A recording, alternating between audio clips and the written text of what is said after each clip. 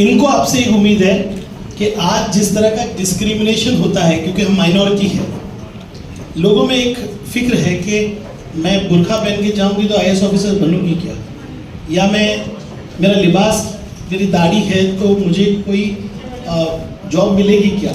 तो सबसे पहला जो फंडामेंटल हमारा राइट है, हमने आपको ये पॉइंटर्स रखे हैं, यहाँ से देख सकते हैं आप ताई इस तरफ, तो आप देखेंगे तो हमने कहा कि respect and upholding the fundamental rights, उसके कॉन्स्टिट्यूशन के आर्टिकल 15, 16, 25, 26, 28, 29, ये सारे आर्टिकल्स को प्रोटेक्ट करना है।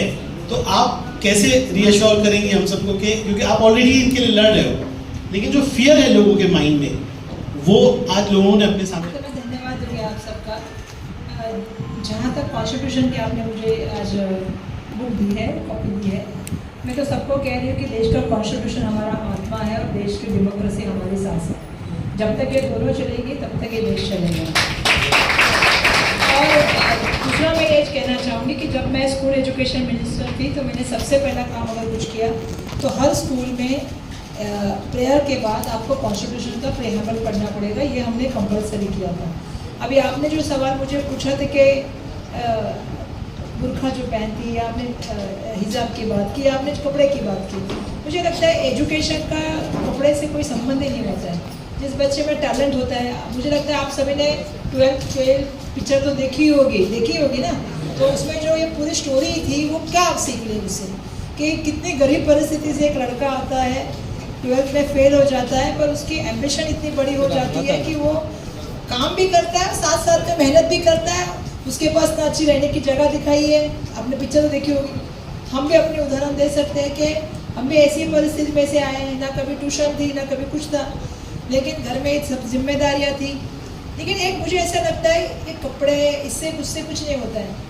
मैं तो हमेशा बच्चों को कहती हूँ हमारे इधर कि आप कभी नहीं सोचना कि आप 100 स्क्वायर फुट के घर में सब फैमिली के साथ रह रहे हो, या 80 स्क्वायर फुट के घर में फैमिली के साथ रह रहे हो। मेरे पास ये XYZ क्लासेस नहीं है, मेरे पास XYZ गाइड्स नहीं है, मेरे पास XYZ फैसिलिटी नहीं है, मेरे पास एक स्टडी के लिए सेपरेट रूम नहीं है। तो मैं आप सबसे कहना चाहती हूँ कि हमें कुछ चीज़ें हमारे जो बड़े बुजुर्ग हैं, जो जिनको हम आदर्श समझते हैं, उनसे भी सीखनी चाहिए। मैं पहला नाम लूँगी भारत रत्न डॉक्टर बाबा साहब अम्बेडकर जी का। जब उनके पास पैसा नहीं था, जब वो पढ़ने के लिए लंदन गए थे, तो वो खाना नहीं खाते थे, तो पूरे दिन में वो एक ब्रेड खाते थे, एक पाव का खाते थे, लेकिन वो पूरे मतलब मैं बताना चाहती हूँ आपको 24 आवर्स में से लगभग 12 से 15-18 घंटा पढ़ाई करते थे। और वो भी स्ट्रीट लाइट के नीचे, कई जगह पे उनको जब बाहर निकाला गया तो स्ट्रीट लाइट के नीचे पढ़ाई करते थे। मैं दूसरा नाम लूँगी भारत रत्न डॉक्टर APJ अब्दुल कलाम जी का, जिनकी परिस्थिति ऐसी थी कि उनको पढ़ने के लिए पैसा नहीं था, फिर उनकी बहन ने अपनी खुद की ज्वेलरी बेच के उनको जो है वो पढ़ाने का काम किया।